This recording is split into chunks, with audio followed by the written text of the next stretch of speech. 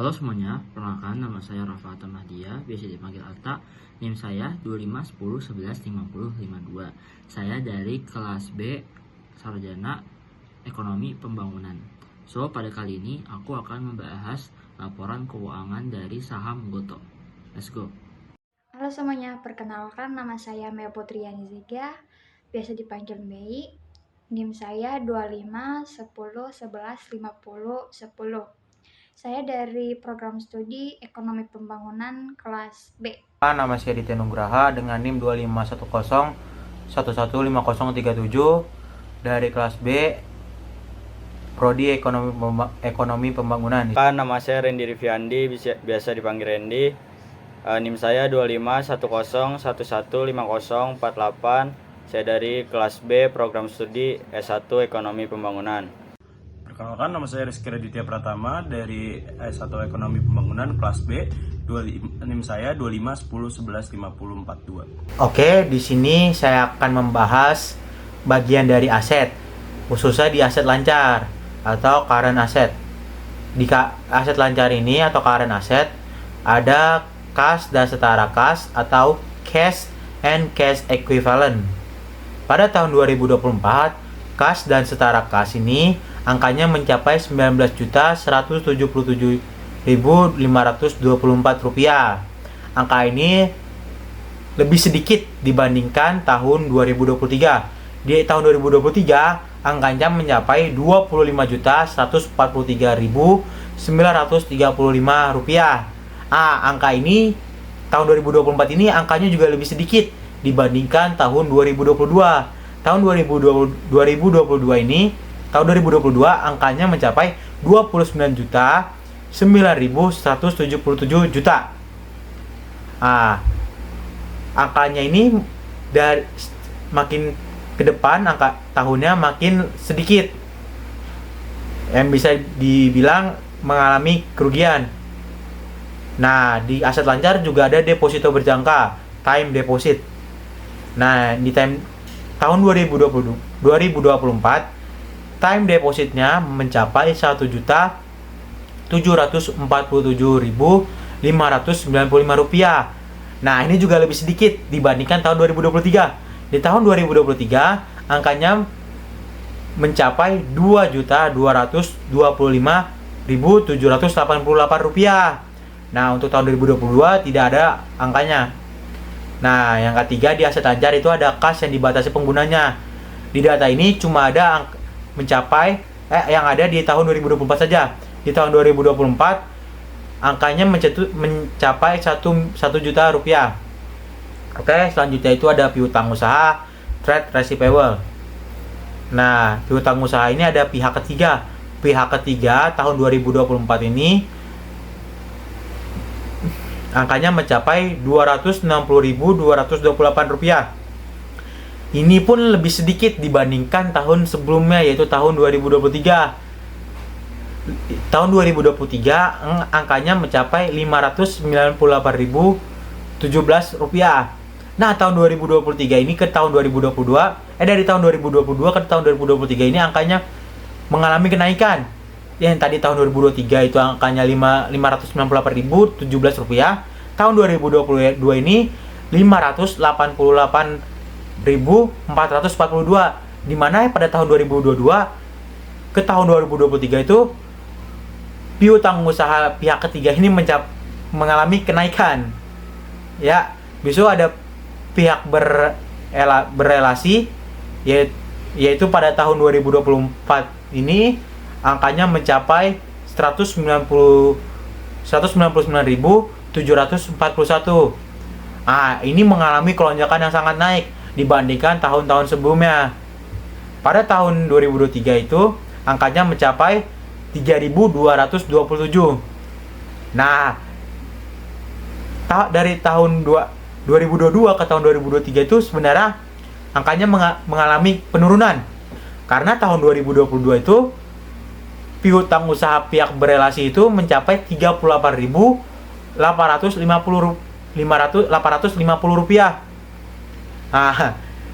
Jadi bisa dibilang tuh dari turun naik lagi. Oke, selanjutnya itu ada piutang pembiayaan dan pinjaman pihak ketiga. Nah, pada tahun 2024 itu datanya angkanya mencapai Rp1.581.770, yang dimana dari tahun 2023 ke tahun 2024 itu angkanya mengalami kenaikan yang cukup banyak, bisa dibilang 3 kali lipat ya, karena di tahun 2023 itu angkanya ada di angka Rp505.161. Nah, ada juga piutang lain-lain. Piutang pihak ketiganya itu tahun 2024 ada di angka 1.025.454. Nah, di piutang lain-lain ini di pihak ketiga ini dari tahun 2023 ke tahun 2024 itu mengalami penurunan, karena pada tahun 2023 itu angkanya ada di angka Rp1.965.265. Sedangkan dari tahun 2022 ke tahun 2023 itu mengalami kenaikan. Tahun 2022 angkanya ada di angka Rp1.774.528. Di piutang lain-lain juga ada pihak berelasi lagi. Di piutang lain-lain pihak berelasi ini tahun 2024 angkanya ada di Rp392.502. Nah, dari tahun 2023 ke tahun 2024 ini mengalami kenaikan, karena di tahun 2023 piutang lain-lain pihak berelasi ada di angka Rp247.024. Nah, di tahun 2022 angkanya ada di Rp58.970. Jadi bisa dibilang dari tahun 2022 ke tahun 2023 piutang lain-lain pihak berelasi itu mengalami kenaikan dari tahun 2022 ke 2023 ke 2024, dari Rp58.970 ke Rp247.247.024 ke Rp392.502. Oke, selanjutnya di aset ada persediaan. Di persediaan ini tahun 2024 angkanya ada di Rp27.404. Nah, ini mengalami dari tahun 2023 ke tahun 2024 mengalami penurunan, karena di tahun 2023 angkanya ada di 71.426. Tahun 2023 angkanya ada 71.243, mohon maaf. Angkanya ada di tahun 2022 di Rp71.243. Jadi bisa dibilang tahun 2022 ke tahun 2023 itu mengalami sedikit kenaikan, yaitu sekitar 200 perak, mohon maaf, 200 perak hingga 200.000. Dan selanjutnya itu ada uang muka.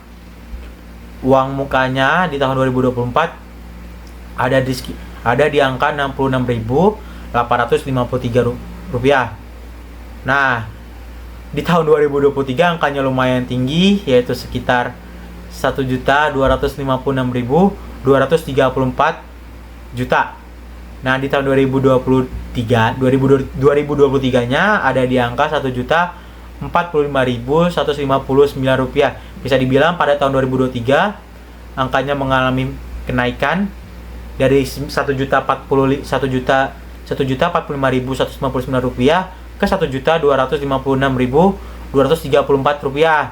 Dari tahun 2023 ke tahun 2024 itu mengalami penurunan sangat signifikan dari 1 juta ke 66.000. Selanjutnya di aset juga ada biaya dibayar di muka, yaitu tahun 2024 ada di Rp138.103. Di tahun 2023 ada di angka Rp288.174. Di tahun 2022-nya ada di Rp432.195. Ada juga pajak dibayar di muka. Pajak dibayar di muka ini ada pajak penghasilan badan dan juga pajak lain-lainnya. Untuk pajak penghasilan badan di tahun 2024 angkanya ada di Rp6.581.000. Tahun 2024-nya ada di Rp23.858.000. rupiah. Nah, di tahun 2022-nya ada di angka 7.756. Oke, di pajak bayar muka juga ada pajak, dibagi lagi ada pajak lain-lain. Pajak lain-lain itu ada 711.117 rupiah. Nah, sedangkan di tahun 2023-nya itu ada 890.457 rupiah. Nah, habis itu di tahun 2022-nya ada di angka 734.017 rupiah. Bisa dibilang dari tahun 2023 ke 2022 ke tahun 2023 itu mengalami kenaikan, dan dari tahun 2023 ke tahun 2024 itu mengalami penurunan. Nah, habis itu di aset aset lancar ada investasi lain-lain. Investasi lain-lain itu tahun 2024 itu angkanya ada di 2.840 rupiah. Dan sedangkan di tahun 2023-nya itu ada di angka 388.611 rupiah. Nah, di tahun 2022-nya ada di 266.101 rupiah. Dari tahun 2022 ke tahun 2023 itu mengalami kenaikan, sedangkan dari tahun 2023 ke tahun 2024 itu mengalami penurunan yang cukup banyak. Nah, yang terakhir itu ada aset lancar lain-lainnya. Di tahun 2024 tidak ada datanya atau kosong, sedangkan di tahun 2023 angkanya di 10.114 rupiah, dan di tahun 2022-nya ada di angka 154.040 rupiah. Bisa dibilang tahun 2022 ke tahun 2023 itu angka mengalami penurunan. Jadi jumlah aset lancar itu ada di 26.337.692 rupiah. Tahun 2023-nya ada di 33.617.291 rupiah. Di tahun 2022-nya ada di angka 34.180.478 rupiah.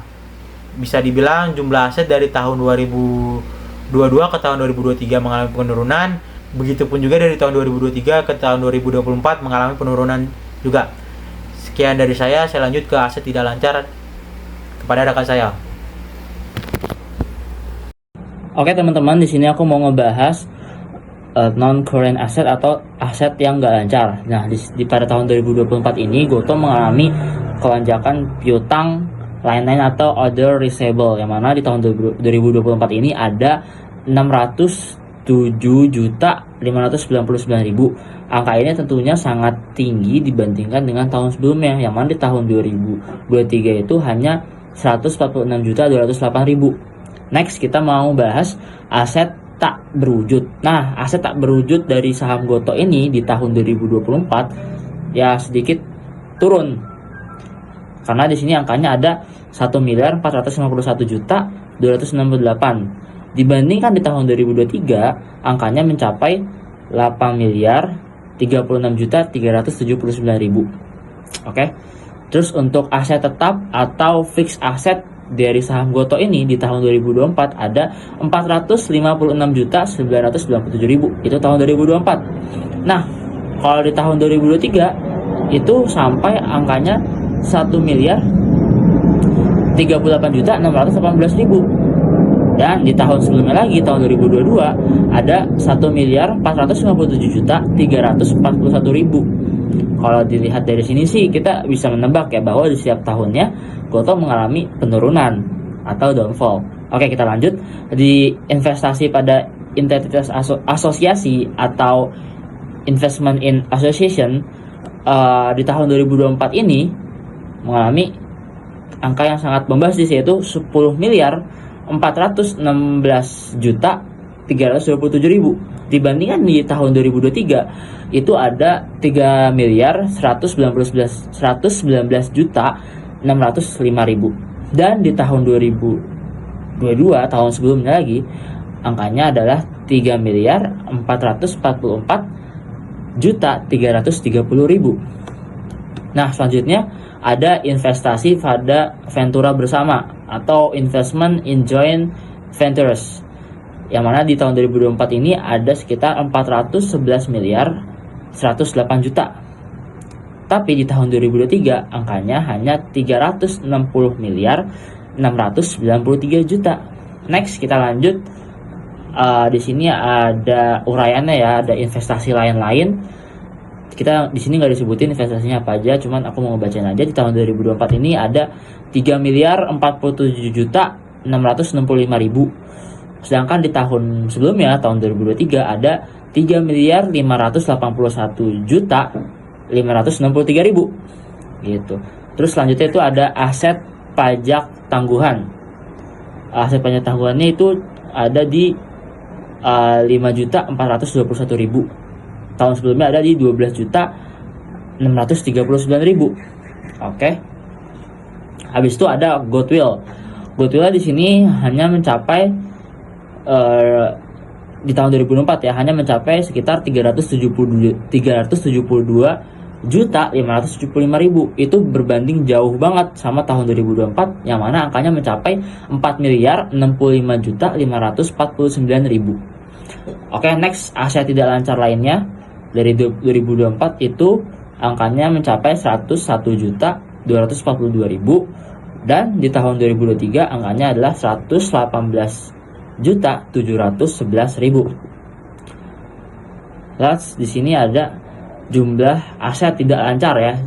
Jadi kalau dari total yang gak lancar itu mencapai di tahun 2024 ini mencapai 16 miliar 870 juta 192 ribu, dan di tahun 2023 ada 20 miliar 479 juta 965 ribu.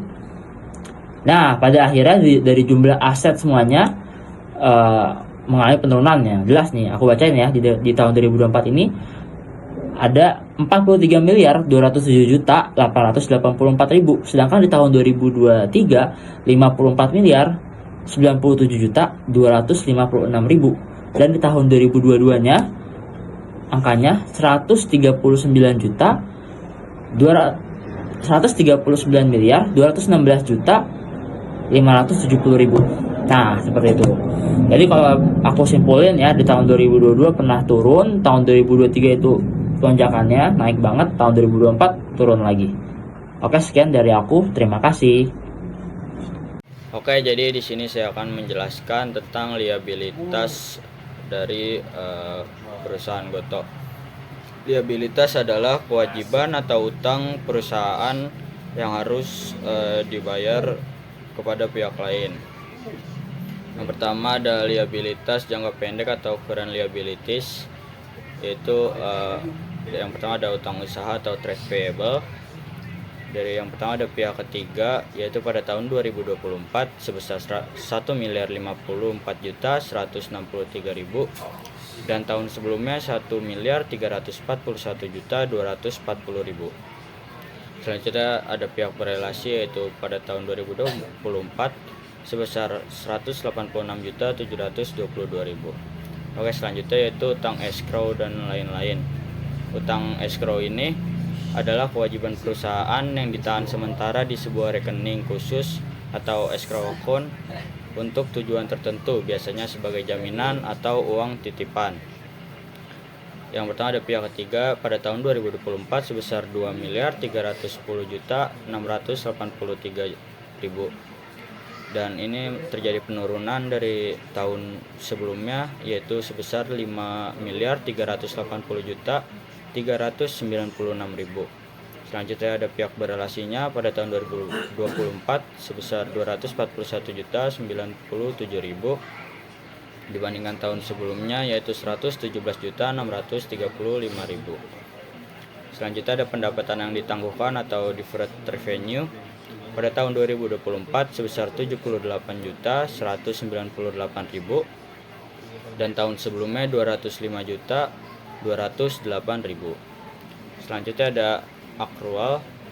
Accrual ini dalam liabilitas adalah kewajiban perusahaan yang sudah terjadi tetapi belum dibayar atau belum ada tagihan resmi pada akhir periode akuntansi, atau bisa disebut juga sebagai beban yang masih harus dibayar.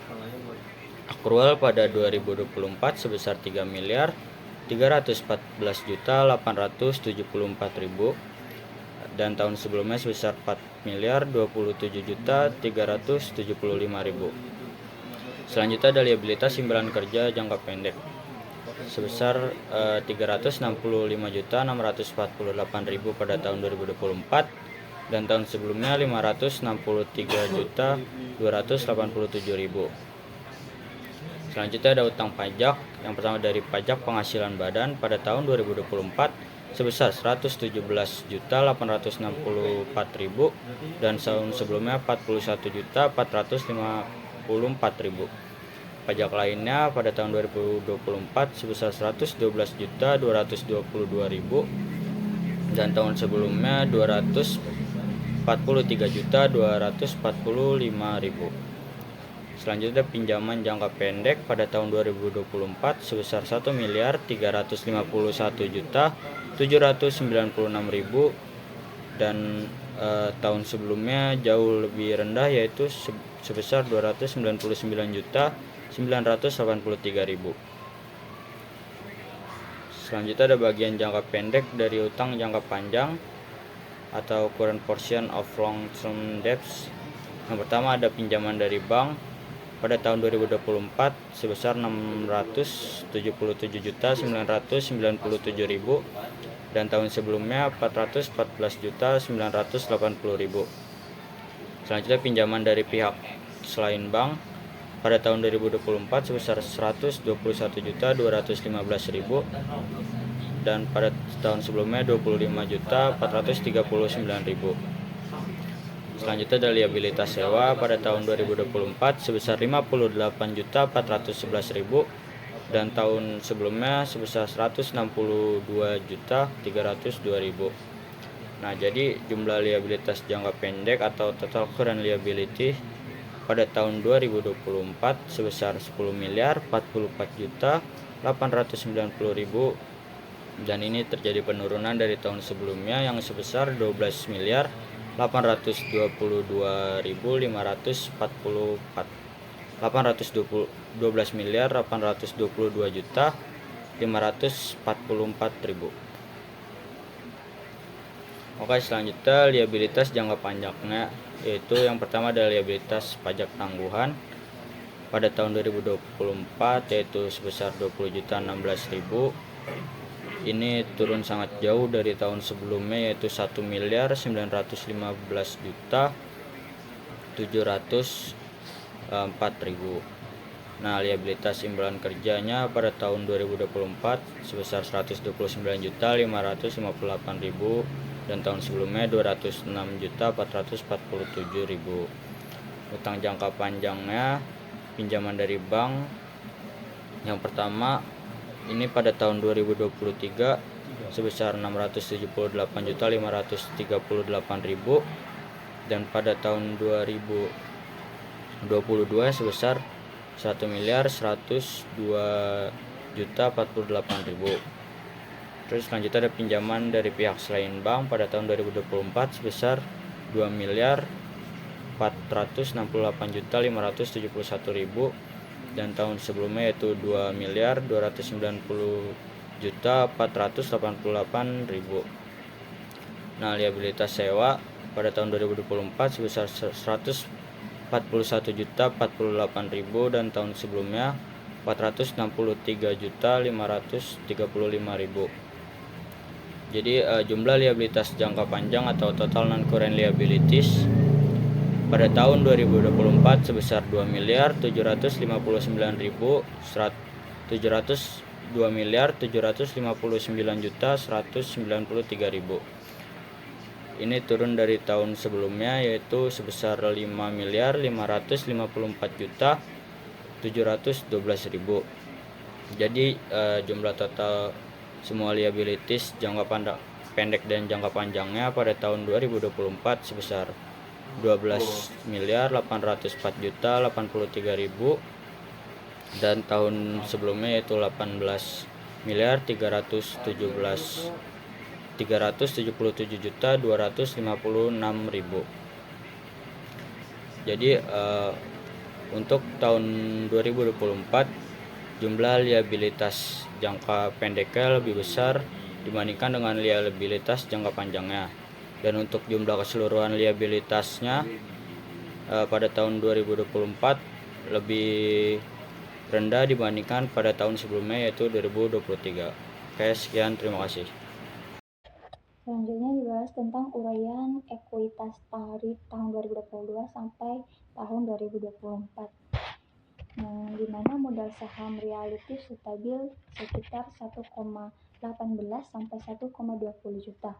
Kemudian tambahan modal disetor terus naik dari 2022 sebesar 243,7 juta dan di 2023 sebesar 249,8 juta dan di tahun 2024 sebesar 252,7 juta.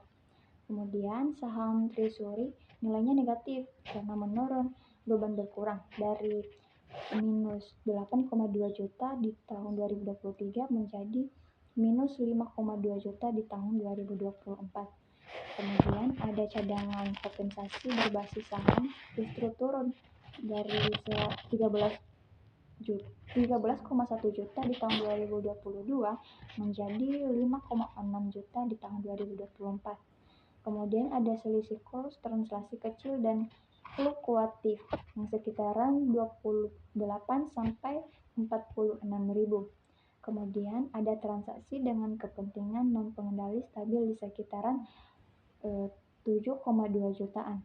Dan kemudian ada akumulasi rugi membesar drastis yang dimana di 2022 minusnya 118,5 juta, 2023-nya minus 208,9 juta, dan di 2024 sebesar minus 214,1 juta.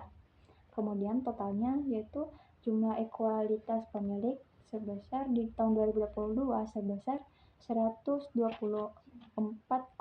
juta, di tahun 2023 ada 37,9 juta, dan di tahun 2024 ada 33,0 juta.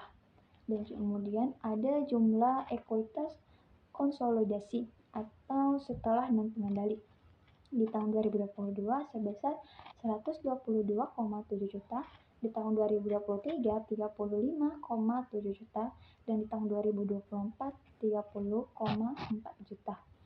Kemudian jumlah liabilitas ditambah ekuitas juga turun drastis, di mana 2022 sebesar 139,2 juta, kemudian di tahun 2023 sebesar 54,1 juta, dan di tahun 2024 sebesar 43,2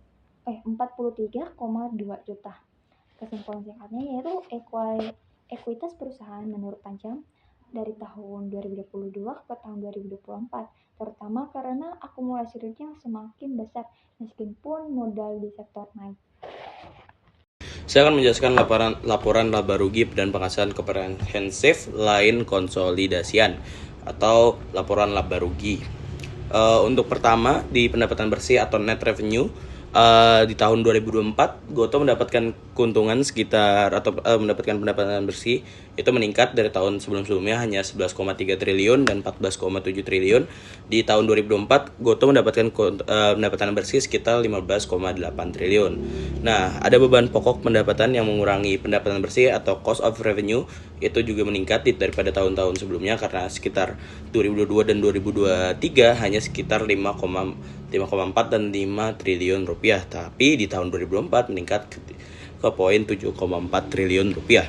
Di tahun di selanjutnya atau beban penjualan dan pemasaran sales and marketing expense di 2022 dan 2023 itu cukup menurun karena kita tahu efektivitas dari saham Gotoh ini menurun dari pasar-pasar internasional maupun Indonesia Exchange.